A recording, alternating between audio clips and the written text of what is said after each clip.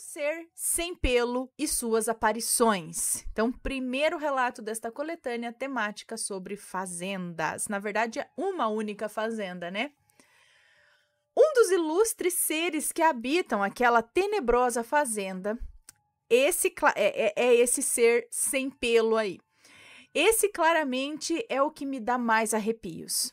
A primeira vez que eu ouvi sobre ele foi em época de festa junina. Teve uma grande festa de comemoração no casarão e a minha madrinha ficou até tarde limpando a cozinha e organizando. Ela precisou jogar o lixo fora, mas o meu tio estava ocupado no momento para ajudar, então lá foi ela, a lixeira, pois a lixeira ficava beirando a porteira de entrada para o casarão, que era um pouco longe.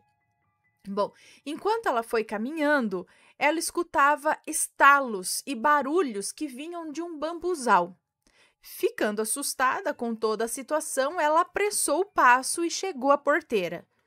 Quando jogou o lixo e se virou para voltar a uns 5 metros, ela avistou um ser grande e sem pelo. Era como se tivesse sido queimado. Ele andava igual um cão. Tinha cabeça, mas não tinha rosto. Minha madrinha conta que nesse exato momento ela nem conseguia respirar. Seu corpo travou e ela suava frio. Ela disse que ficou parada olhando para aquilo durante uns 6 eternos minutos. Então a criatura saiu do caminho e entrou no bambuzal. Ela chegou na casa da minha avó pálida e contou tudo. Como eu era criança e curiosa, com o alvoroço eu levantei rapidinho da cama e ouvi o desespero da coitada. Nisso, o meu tio Adão contou que já havia avistado essa criatura algumas vezes e que não sabia o que era aquilo também não. Contou que foi fechar a segunda porteira de entrada para o casarão e avistou esse ser embaixo de um pé enorme de jabuticaba. Não tendo como mudar de caminho, ele continuou andando de costas, com medo daquela coisa atacar ele. Na outra vez, ele disse que estava guardando as almofadas que ficavam nas cadeiras que beiravam a piscina do casarão, pois o tempo havia fechado e logo ia chover, e foi em direção à porta do casarão para guardá-las. Quando esse mesmo ser passou correndo em direção ao pomar e sumiu no escuro das árvores. Ninguém nunca soube explicar o que é aquilo ou por que ele aparecia beirando o casarão, mas sempre ficava arrepiada só de imaginar ver uma coisa igual àquela. Gente, será que é algum bicho com alguma mutação que fica por lá, vive por lá, meio que se escondendo? Ou é um ser espiritual ou é um ser de carne e osso mesmo? Estranho, né?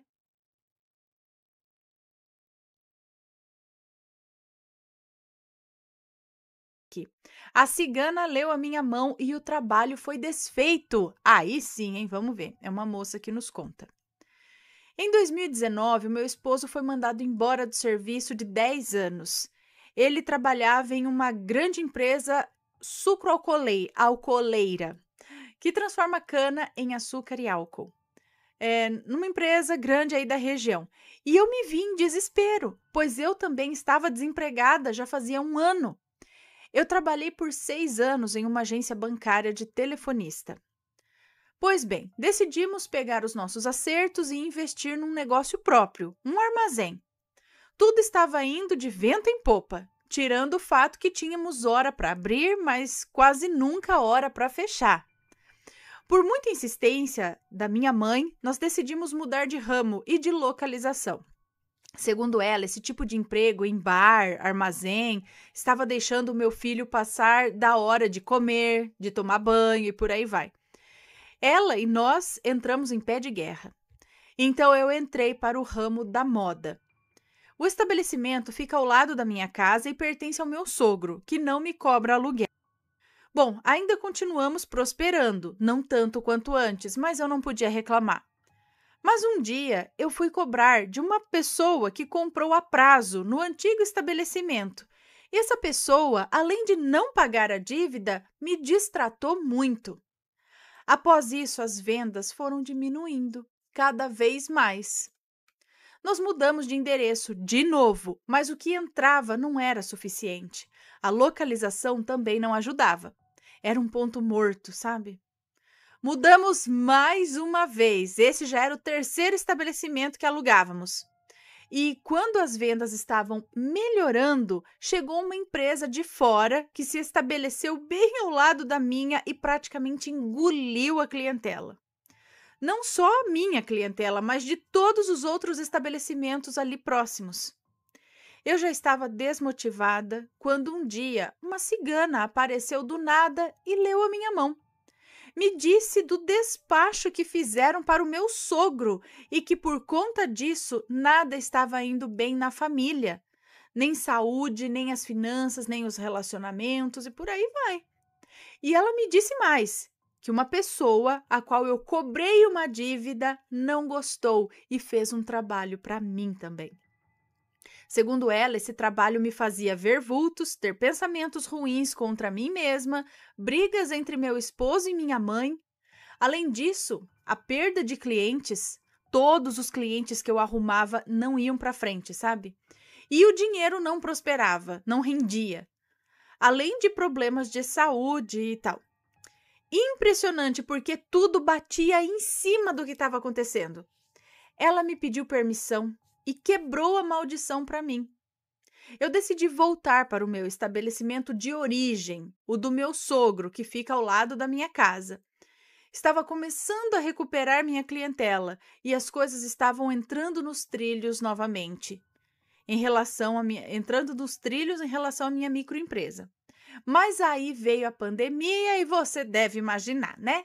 Mas eu não perco a fé. As coisas vão melhorar em nome de Jesus.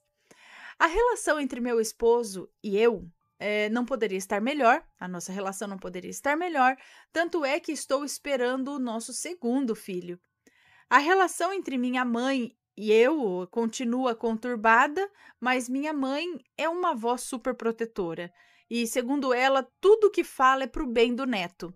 E vamos levando aos trancos e barrancos. Essa cigana revelou coisas sobre mim que eu pensava estar acontecendo apenas por eu estar afastada da igreja. Mas não. Tinha coisas mais obscuras envolvidas. Olha só, então, que sorte essa cigana ter pego você aí no caminho e ter te alertado, não é?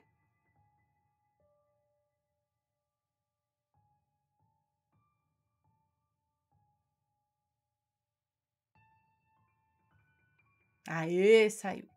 Vamos ver este relato aqui. Polêmica! Ai, ai. A maledite que seduziu o pastor que iria ajudá-la. Vamos ver. Olá, Ana e Matheus e galera do Assombrado. Tudo bom? Tudo certo. Eu gosto muito do canal e sempre que vivo ou sei de uma história envolvendo o sobrenatural, eu lembro de vocês. Essa história se passou com uma grande amiga da minha tia. Ambas são da mesma igreja. Os nomes já estão trocados. A história começa no ano de 1985. Minha tia Clara e sua amiga Sueli eram missionárias na igreja. E foi assim que conheceram o Roberto. Roberto de novo? Assim que conheceram o Roberto. Logo fizeram amizade e o Roberto deixou claro que gostou muito da Sueli. Como na igreja delas os namoros longos eram mal vistos, pois caíam no perigo dos jovens cederem ao pecado da carne, eles acabaram se casando num intervalo de apenas 1 ano. Roberto era muito esforçado e carismático. Não demorou para ser ordenado pastor. Entre as suas atribuições habituais, também estava a de expulsar entidades malignas que possuíam as pessoas. Geralmente, a maioria das pessoas libertas, além de ficarem agradecidas, se tornavam membros da igreja. Certo dia, chegou aos ouvidos do pastor que tinha uma moça, recém-chegada no bairro, que manifestava comportamento demoníaco. Ela gritava e xingava os avós que lhe abrigavam sem motivo algum. Passou a se vestir de forma provocativa, a flertar com os rapazes da região, e a gota d'água foi quando ela passou por um bar e se insinuou para 2 rapazes que lhe recusaram. Após isso, ela rasgou sua blusa após ser recusada. Ela rasgou sua blusa e mostrou a roupa de baixo, dando gargalhadas. Quando viu que seu ato só causou mais repulsa nos jovens, ela virou a mesa de sinuca, que era pesada, em cima deles e partiu para a agressão. Ninguém conseguia segurar aquela moça, que se debatia e falava coisas que ninguém entendia. Como a cidade era um ovo, virou assunto do momento. E as pessoas aconselharam os avós dessa jovem, que se chamava Diana, a levá-la na igreja. Diana, não sei. Porém, todas as tentativas de levar a moça falhavam. Ela sempre se debatia ao chegar perto da igreja e, nas vezes que entrou, falou tantos insultos que, para não escandalizar os fiéis, ela foi levada de volta para casa. Ela gritava coisas como: aqui só tem hipocrisia, homens sonsos e mulheres reprimidas, e em seguida proferia inúmeros xingamentos. Bom, o bispo Ricardo, que era o superior do pastor Roberto, com pena dos avós da moça, autorizou que o pastor fizesse as sessões de livramento na casa da moça. Ricardo ia com um grupo de irmãos libertadores que o auxiliavam nas orações, e depois ele se trancava sozinho no quarto com Diana, para a parte mais intensa do ritual. Era possível ouvir os xingamentos dela do meio da rua. Após as sessões, ela voltava a ser meiga e gentil. No início, o pastor fazia o ritual com o grupo, mas como a moça foi melhorando, ele passou a fazer sozinho. Às vezes, até os avós iam para a casa de conhecidos para deixar o ambiente mais à vontade. Eu sei que com 5 meses, o exorcismo foi completo. E Diana passou a frequentar a igreja e agir normalmente. Sueli ficou feliz, pois nesse meio tempo descobriu que estava grávida e assim o marido teria mais tempo para ela. Tudo parecia bem. Diana ficou muito próxima dos membros da igreja e procurava ajudar em tudo. Sua dedicação fez com que o bispo lhe colocasse num cargo de secretária da igreja, e assim ela auxiliava diretamente o pastor Roberto, já que o bispo viajava muito e era o pastor quem ficava à frente da igreja nesses momentos. Os meses passaram e Sueli deu à luz um menino, para a alegria do marido. Porém, os dois estavam cada vez mais distantes. Roberto passava horas além da igreja, chegando a virar a madrugada, cuidando dos projetos com o auxílio de Diana, ou de Diana, não sei. A esposa lhe questionou as atitudes, afinal a moça já estava bem e livre dos demônios. Não havia necessidade deles passarem tanto tempo juntos, mesmo ela sendo funcionária da igreja. Certo dia, Sueli resolveu confrontar Diana, e ela lhe deu um beijo no rosto e garantiu que as desconfianças na cabeça dela eram obras do maligno. Sueli então se sentiu mal por desconfiar do marido. Ela procurou se ocupar de seu artesanato e as conversas com a minha tia Clara. Até que um dia, uma das crianças da escolinha dominical comentou com um amiguinho que viu a Diana e o pastor se beijando. A professora ouviu a história e contou para Sueli. Ela então pediu que a professora guardasse segredo do que ouviu. Começou a agir com o marido e com a Maledite como se nada soubesse. A Maledite é a Diana, né? É isso. E no dia que ele avisou que ia fazer serão na igreja, ela seguiu ele. E não deu outra. Pegou os dois aos beijos. O pastor só chorava e dizia que não sabia como fez isso. E Diana começou a gargalhar, parecendo que estava possuída. Sueli, com muito ódio, voou para cima da Diana, que gargalhava enquanto apanhava. Para não manchar a reputação da igreja, Sueli e Roberto ficaram em silêncio. Diana foi demitida e também não comentou nada. Sueli só se confidenciou para minha tia Clara. A Maledite, Diana, depois depois que soube que tinha... sobre a Maledite, Diana, depois souberam, né? Souberam que ela tinha caso com outros homens da cidade durante o período que frequentou a igreja. O pastor se culpou por não ter feito o exorcismo corretamente e ter caído nas lábias do maligno. Sueli acreditou e optou por conservar seu casamento. Diana resolveu voltar para sua cidade e os avós não deram satisfação da vida dela para ninguém mais também. E esse foi o relato.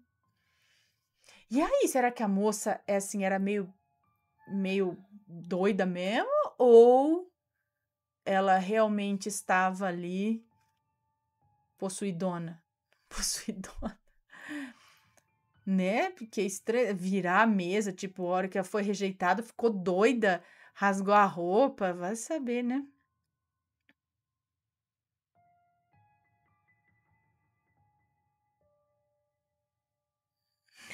Ai, meu Deus.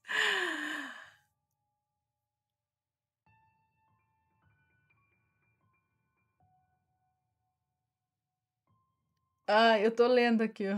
Tava possuidona. Tava possuída pela safadeza.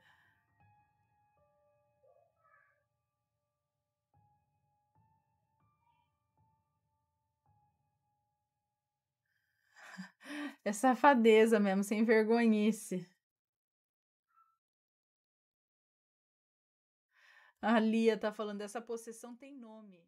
Chama narcisismo.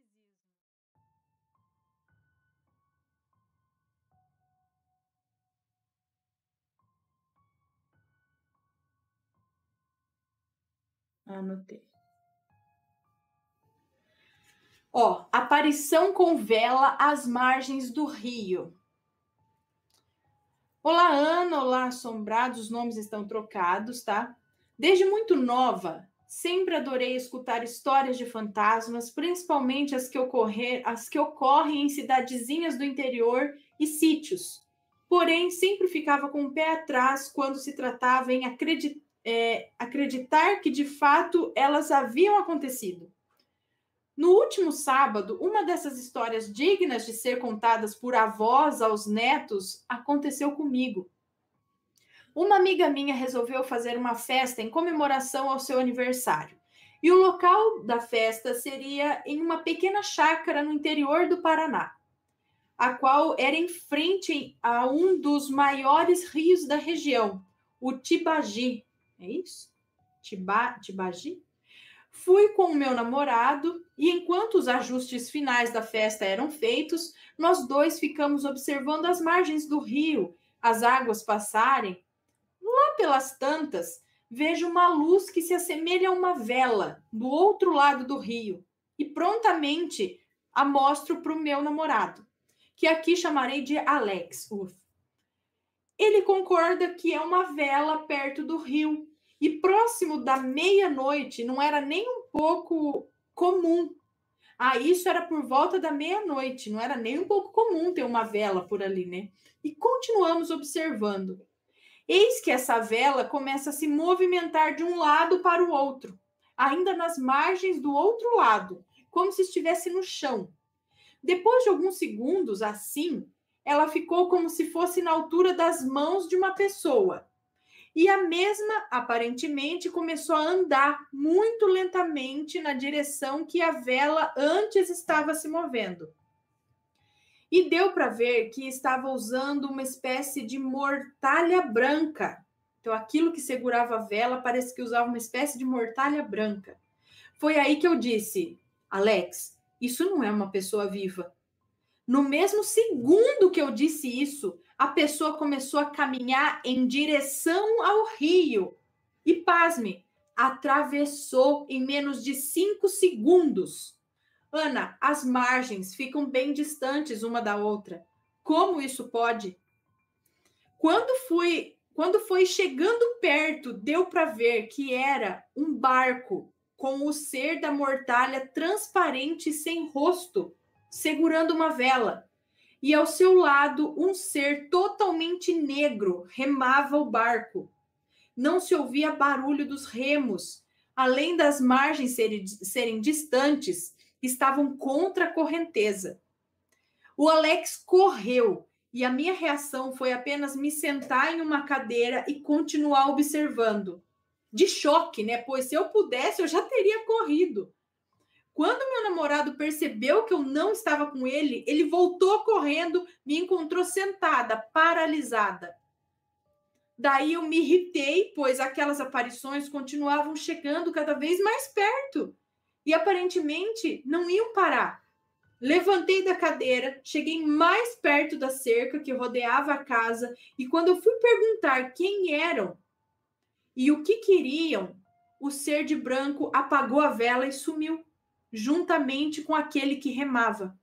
Restou apenas o barco, que foi seguindo sozinho a correnteza, e eu parada na frente do rio com cara de trouxa. Ficamos os dois sem entender. E mais tarde observamos que o barco se assemelhava ao tamanho e formato de um caixão. Nessa hora, corremos. Achamos um local bem longe do rio para aproveitarmos um pouco da festa. E em anexo segue algumas fotos do rio. Um beijo para todos da sua família, que Deus abençoe. Amém, muito obrigada. Deixa eu ver aqui foto do rio. Mas são fotos, nada... Acho que não é nada pessoal, sabe? Vamos ver se abre. Senão eu vejo depois. Rio Tibagi, é isso?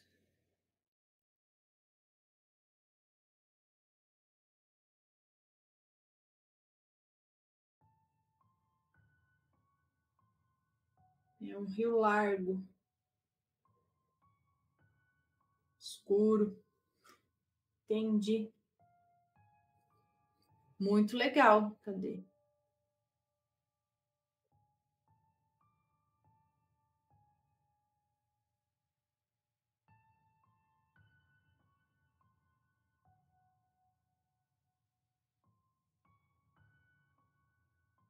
Muito legal. Muito, muito bom. Muito bom. Imagina você ver um troço desse. Imagina você ver um negócio desse na beira do rio, meia-noite. O que será? Alguém que morreu ali no rio? Um barqueiro? Que o ser escuro atravessando? Alguém mais já viu algo parecido? Manda o relato pra gente, ok? Ok? Então, beleza, gente.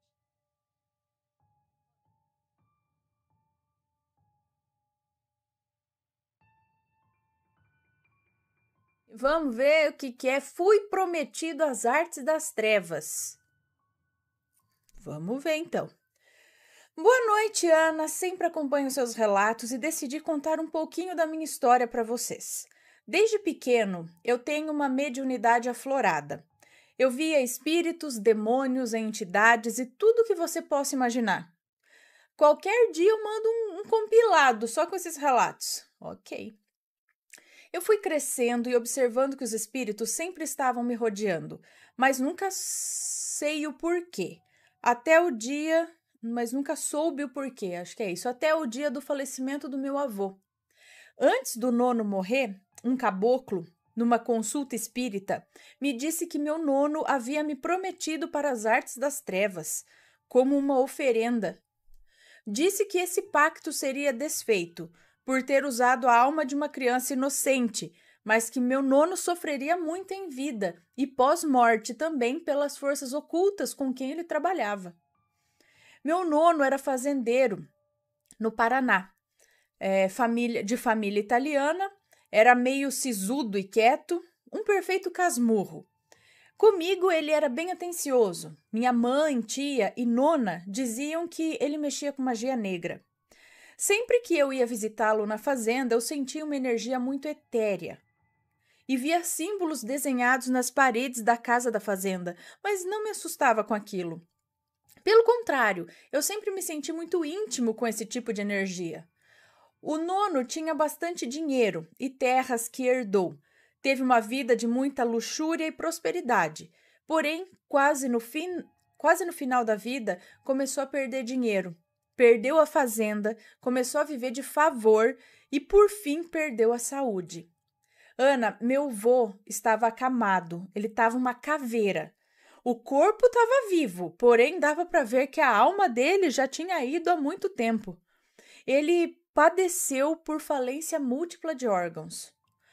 Muitas coisas começaram a acontecer na minha vida, como se estivessem me chamando para trabalhar com as artes das trevas. Foi quando conheci o meu namorado, que tem uma mediunidade muito bonita, e sentiu de fazer uma novena pelas almas e pela alma do meu nono. A Ana, foi começarmos a fazer a novena que começamos a sentir uma energia muito agressiva, furiosa por estarmos encaminhando as almas perdidas. Sempre que começávamos a novena, os bichos, tipo gatos, ficavam inquietos. Os vizinhos começavam a brigar e arremessar coisas uns nos outros, como se alguma força estivesse tentando nos desviar o foco da oração. Após a novena, descobri que o meu nono trabalhava com quimbanda e magia goética. Ele trabalhava diretamente com um demônio da Goétia, cujo nome, quem conhece, não me disse para me proteger. Meu nono, de fato, ofereceu a minha alma a esse demônio, e durante a novena, quase 2 anos após a sua morte, ele ainda estava trabalhando com um espírito escravo desse demônio. Ele sequer sabia que tinha morrido. Pela graça de Nossa Senhora das Almas, Nossa Senhora das Candeias e Nossa Senhora da Boa Morte, o meu nono foi liberto e conseguiu entender a gravidade do que fazia comigo, do que fizera comigo. Oi, amor. Quer que eu abra?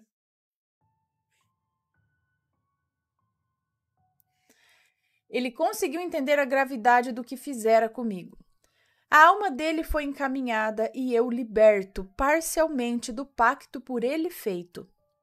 Após o término da novena, enquanto eu e o meu namorado dormíamos, ele fez uma projeção astral junto comigo. Estávamos na mesma posição em que dormíamos. Então, foi quando de um buraco que surgiu no chão, ele ouviu uma voz dizendo: "O que quer, humano?" Ele diz que nunca sentiu uma energia tão bestial em toda a vida. Então ele falou com muita propriedade para essa voz que vinha do buraco. Disse: "Demônio", na verdade ele falou o nome do demônio. "Eu te digo com propriedade que o fulano, no caso eu que conto esse relato, que o fulano não trabalhará com vocês. Ele está liberto de todo o pacto que o avô dele fizera outrora. Vá embora, demônio, esqueça o meu nome, o nome dele, e que seus olhos e ouvidos nunca mais possam nos achar." Ele disse que de dentro do buraco veio um rugido de cólera que começou a subir em direção a ele com imenso furor. Foi quando ele chamou São Miguel Arcanjo, que iluminou esse buraco de onde vinha o barulho do demônio, e ele fugiu. Então meu namorado acordou, ainda chamando a São Miguel Arcanjo. Depois disso, as coisas começaram a fluir na minha vida e nunca mais senti esses espíritos errantes tentando me obsidiar. Tampouco a presença bestial desse demônio. Hoje sempre rezo para São Jorge, santo que sou devoto, e agradeço a São Miguel Arcanjo por toda a proteção. Um abraço, assombrados. Muito obrigada pelo seu relato, um beijo para você e... Que coisa! O outro faz um pacto e oferece a gente que não tem nada a ver com o assunto e a gente tem que pagar o pato aqui, não é? E tem que se vir para se livrar. Ainda bem que deu certo, né? De se livrar. Eu já vi gente fazendo promessa para outro pagar. Pois é, fulano faz promessa. Se acontecer tal coisa, ele vai levar. Mas, gente, fazer para o outro que paga a promessa que eu faz. E é isso daí também, envolver, entregar a alma de inocente pras coisas aí. Hein? Deixa eu anotar aqui que eu li.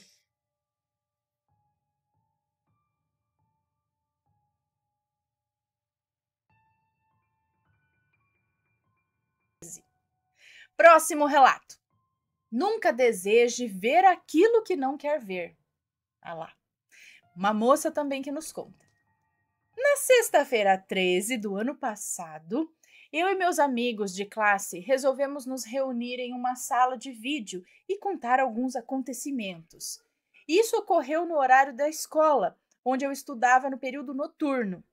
Então, nos sentamos nas laterais da sala e começamos a contar os relatos.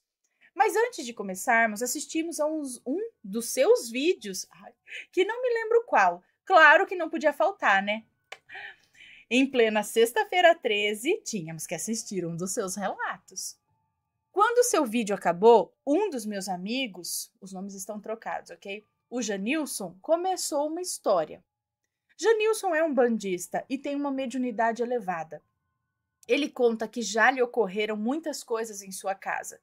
Coisas como quadros amaldiçoados que caíam à noite, etc. e tal.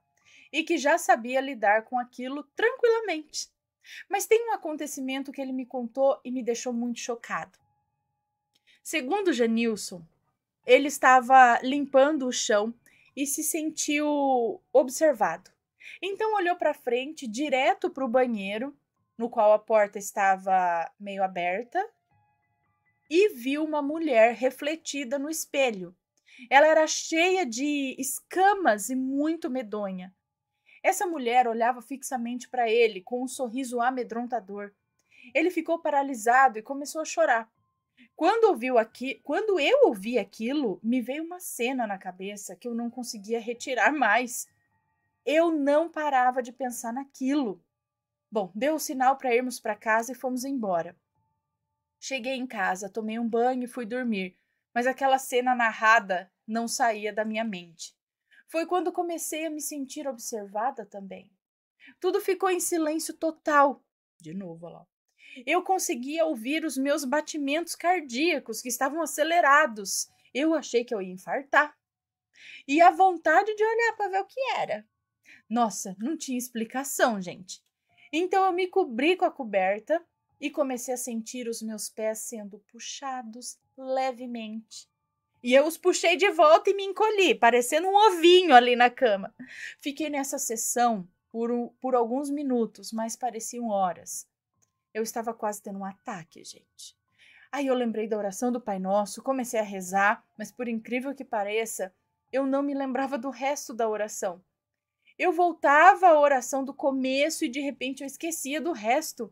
Então fui fazer a oração de Nossa Senhora, mas aconteceu a mesma coisa. Eu sabia todas as orações, mas naquela hora tudo me deu um branco. E aquela sensação pesada me engolia mais e mais. Então peguei o meu celular, pesquisei a oração, porque foi a única saída que eu encontrei, e comecei a ler e pedir proteção. Então eu acabei dormindo. O certo é, sempre me avisaram que você não pode desejar ou ficar pensando em algo que você realmente não quer ver. E eu não vi, mas eu senti. E foi horrivelmente horrível. Então, será que ela não ficou impressionada com a história? Ou ela sentiu? Então, não sei. Até onde? Será que ela ficou impressionada com a história? Ou aquilo lá... Na verdade, ela não desejou aquilo, né? Ela ficou com aquilo na cabeça, aquilo grudou na mente dela e ela sentiu essas coisas à noite. Não sei.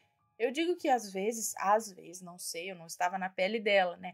Pode ser que o medo, ou ela ficou chocada com a história, então levou a isso, ou realmente alguma coisa talvez se aproveitou do medo que ela sentiu ao ouvir essa história, enfim.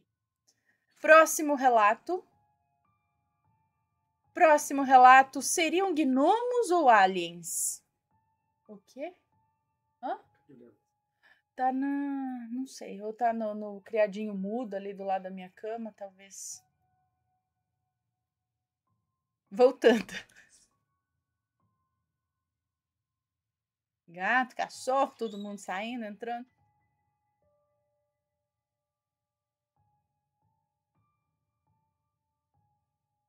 O vestido preto e as aparições. Olá, Ana. Prazer, sou fulana, mas pode me chamar de fulana. Eu tenho 24 anos, moro em uma cidadezinha no interior de São Paulo e a história que eu vou contar se passou comigo há exatos 10 anos atrás. Os nomes já estão trocados, então pode ler tranquila. Vou resumir partes importantes de acontecimentos anteriores para melhor compreensão dos fatos narrados a seguir. Então, ela vai dar um nome fictício aqui para ela, tá? Sou Luísa, meu nome é Luísa, tenho 24 anos e na época dos fatos eu tinha 14 anos. E que susto, gata, ela quase caiu de onde ela tá dormindo ali, tadinha. Tinha 14 anos e tudo se passou com um primo, Fred, muito ligado à família. Eu considerava ele como um irmão. Ele era muito ligado à minha família também. O meu pai, a minha mãe e o meu irmão Cadu. Era muito ligado a nós. Certo dia, o Fred passou mal no seu trabalho e foi encaminhado ao hospital. Ao fazer exames, foi diagnosticado com leucemia. E por trabalhar com um certo grau de periculosidade, ele foi afastado do serviço, retornando à sua cidade natal, onde a minha família mora. Meu irmão e o Fred eram muito ligados. Eu creio que por terem quase a mesma idade, 30 e poucos anos, eles iam a viagens juntos, festas, se divertiam. Todos ficamos assim muito abalados ao descobrir a doença, mas o Fred, espiritualizado como ele era, encarou tudo numa boa. Fez o tratamento e passou a morar aqui, em seu sítio, um lugar muito bonito. Sempre íamos lá para jogar vôlei, ele adorava jogar e fez uma quadra no sítio, uma quadra de vôlei de areia. Ele nunca estava sozinho, ou a gente ia lá ou ele estava aqui em casa. Posso descrevê-lo como uma pessoa maravilhosa. Sabe aquela pessoa que você desabafa e se sente seguro? E sua companhia só trazia paz, sempre sorrindo e nos alegrando como podia. Por termos essa ligação tão especial, o convidei para ser o meu padrinho de crisma. Ele aceitou, mas disse: "Eu creio que não estarei mais aqui, porém eu me sinto muito honrado."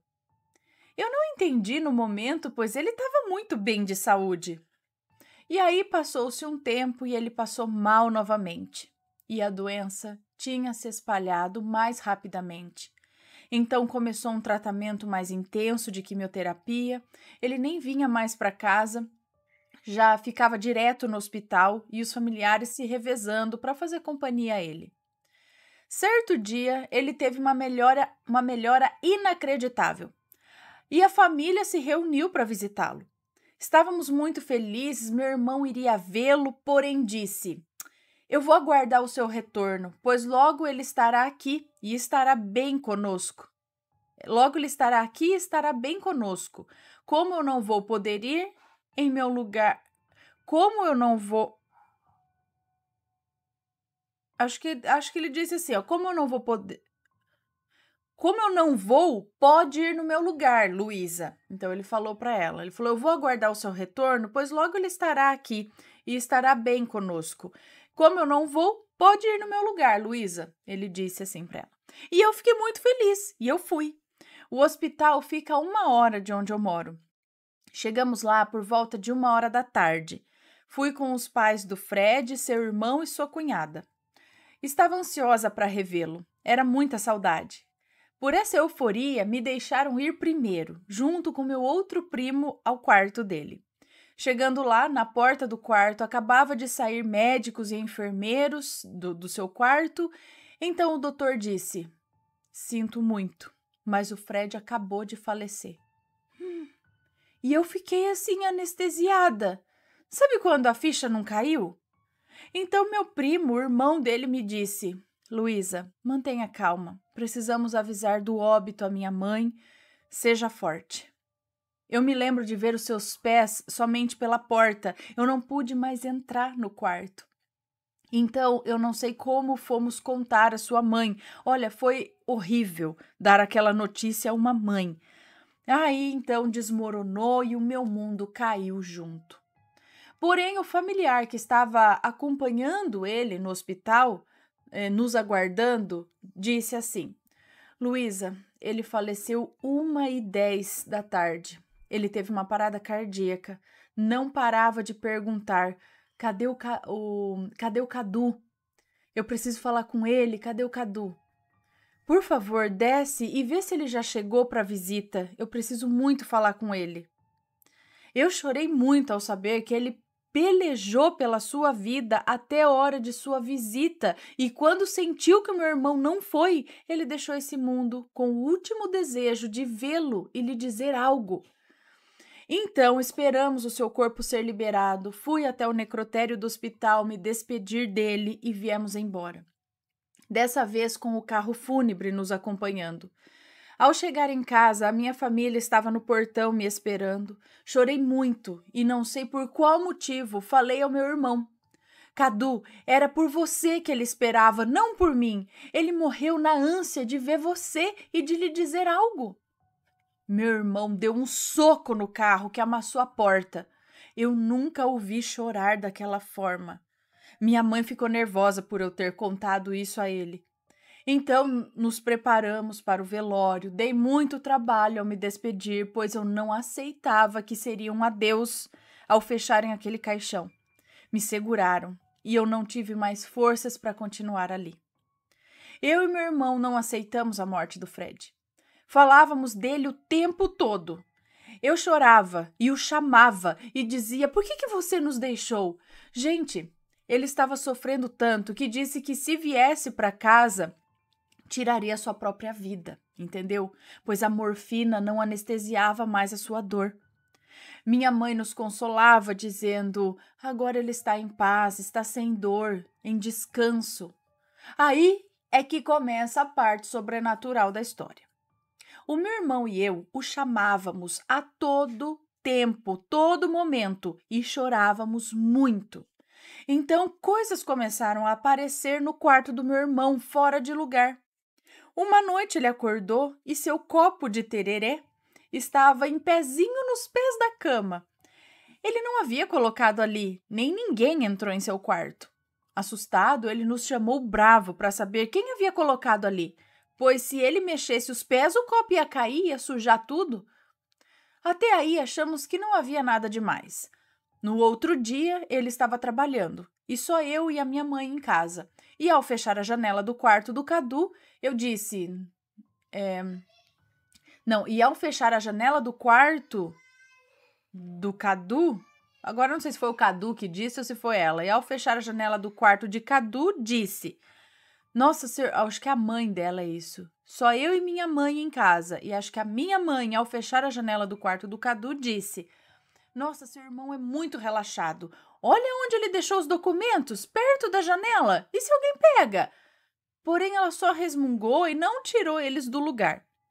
Trancamos a casa e saímos. Observação. Só há uma chave da porta. Como trancamos e a levamos, não havia como outra pessoa ter entrado. E pasmem, os documentos dele estavam em cima da mesa da copa. Tudo arrumadinho.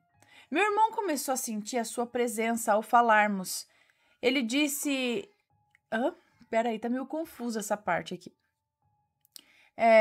Então os documentos... Que hora que os documentos apareceram na mesa? Quando voltaram, saíram de casa e ao retornarem os documentos estavam em cima da mesa da copa? Tudo arrumadinho. E aí, a partir disso, não sei, meu irmão começou a sentir a presença do Fred ao falarmos dele. E aí ele disse assim, eu já sei quem é que fez isso, acho que arrumou os documentos dele ali na mesa. É o Fred e ele está aqui com a gente. Ele está fazendo isso para eu saber que é ele. Ele adorava tereré. Ele mexeu no meu copo. Agora, os documentos. Porém, eu, muito bocuda, disse... Isso, Fred, só aparece pro meu irmão, não é mesmo? Você nem se importou em aparecer para mim. Ana, eu fui dormir e no outro dia eu fui para a escola. Ao chegar, havia visita em casa desde cedo e como habitual como é habitual ficar na área do fundo conversando, eu não gosto que mexam em meu quarto, por isso eu fecho quando eu saio. Ao abrir a porta, eu tive que ligar a luz, pois a janela também estava fechada. Estava tudo escuro. E eu fiquei pasma quando um vestido preto que eu não usava há tempos estava estendido na minha cama.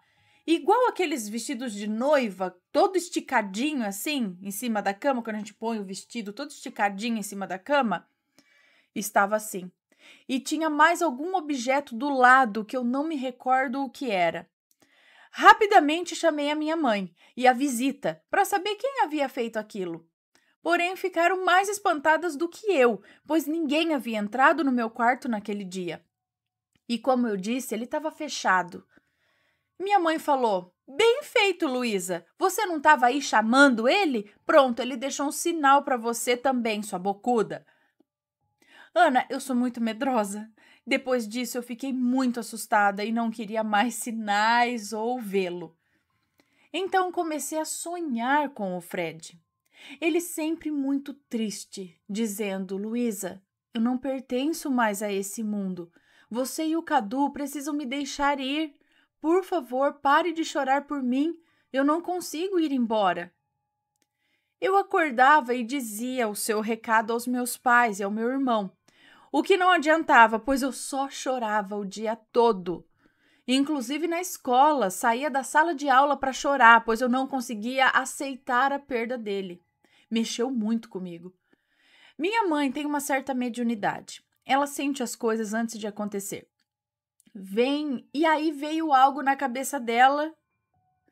Vem algo na cabeça dela e depois acontece da mesma forma como ela pensou. E ela estava sentindo muito a presença do Fred aqui em casa. E isso não era bom para ele nem para nós. Na casa da minha tia também havia coisas estranhas acontecendo. Ela sabia que era ele. Coisa de mãe, né? Enfim, sem sabermos, a minha mãe pediu para uma amiga que era espírita tomar alguma providência pela alma dele e seu merecido descanso, pois precisávamos deixar ele ir também, né? Então, no centro espírita, ele se comunicou e disse assim: "Eu não quero ir, pois eles chamam por mim e eu sinto que preciso cuidar deles. Por isso eu tô lá e faço as coisas para eles saberem que eu estou lá. O choro me deixa muito triste, eu não consigo deixá-los dessa forma." Então, ela disse que ele poderia ir em paz, pois cuidaria de nós e faríamos muitas orações pelo espírito dele. Olha, eu não sei o que ou como ocorre, pois eu sou católica, mas conseguiram ajudá-lo. E seu espírito foi descansar depois de tanto sofrimento na terra. Minha mãe nos contou e nos repreendeu sobre o choro. Se gostávamos tanto dele, era hora de deixá-lo descansar e rezar por ele. Então eu passei a sonhar cada vez menos com ele, sempre agora muito feliz e dizendo que agora ele estava bem, ele estava se curando. Ana, eu sei que não é um relato forte como os do canal, mas eu precisava falar sobre ele, dividir isso com alguém, pois nossas ações podem atrapalhar as pessoas que amamos. É egoísmo chamá-los e querê-los aqui após a sua partida. Por favor, eu sei que é difícil, mas não chorem mais. Por favor, ajudem os espíritos dos nossos entes, dos nossos amigos. Eu aprendi muito com o canal e a minha mãe dizia muito que a sua alma pesa quando choramos. A alma de quem vai pesa quando a gente chora muito. Minha crisma aconteceu e a mãe dele ficou no lugar. Foi um dia triste por ele não estar ali. Porém, eu nunca consegui tirar o seu nome dos registros na paróquia. Não conseguia colocar o nome da minha tia como madrinha. Sempre que eu ia atrás disso, não dava certo. Nunca foi feita a troca. Eu sei que ele queria que seu nome permanecesse ali, pois ele aceitou o meu convite. Para mim, ele é o meu padrinho e sempre vai ser. Ainda sonho com ele, mas são sonhos sempre bons. Sempre o vejo sorrindo em lugares floridos e bonitos. Vou me lembrar dele com muito carinho e amor, assim como todos de quem ele fez parte na vida. Ana, obrigada por ler o meu relato. Só de conseguir escrever e falar sobre ele já foi muito especial para mim. Você ler, então, não haveria alegria maior. Desculpem assombrados que esperavam mais do relato. É uma homenagem ao Fred contar aqui sobre ele, pois com seu espírito bondoso, como seu espírito bondoso cuidou de nós, mesmo após a sua morte.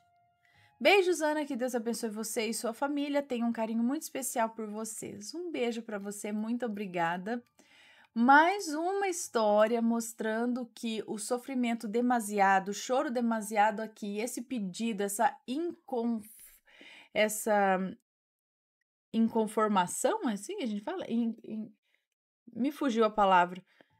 De que a pessoa faleceu e ela precisa partir, esse não entendimento acaba atrapalhando o espírito de realmente seguir o caminho, né? Muito bem.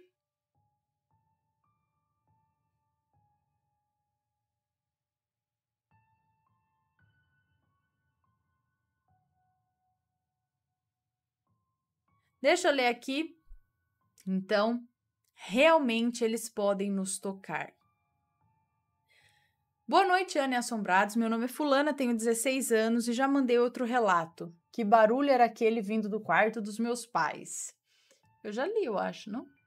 O fato que irei contar ocorreu comigo em uma terça-feira. Eu sei disso porque nesse dia iria ter filosofia nas primeiras aulas. Isso ocorreu já era quase 7h pouco da manhã. Eu estava me arrumando para ir à escola, já havia colocado a camiseta, só estava faltando colocar a calça, o tênis e pentear o cabelo. Nesse dia, estava assistindo o relato Sim, Eles Podem Te Tocar. Ainda estava com a toalha na cintura, estava sentada em uma banqueta do lado da mesma havia uma mesa de madeira que o meu pai fez. Quando estava na parte do relato que dizia que eles podem nos tocar, foi aí que eu senti um leve toque na perna.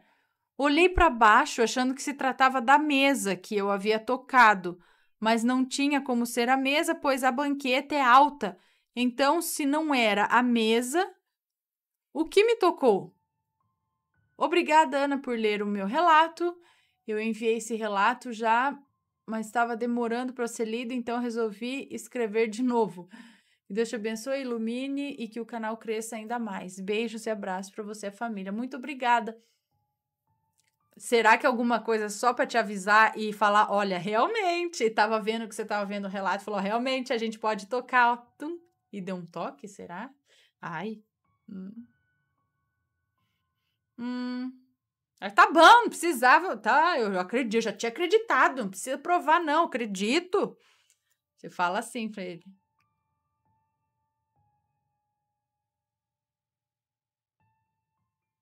E aí, tá gostando dos relatos? Então o que você acha de deixar um like aí no vídeo, hein? Gosta dos relatos? Deixa o seu like, mesmo que seja nos cortes.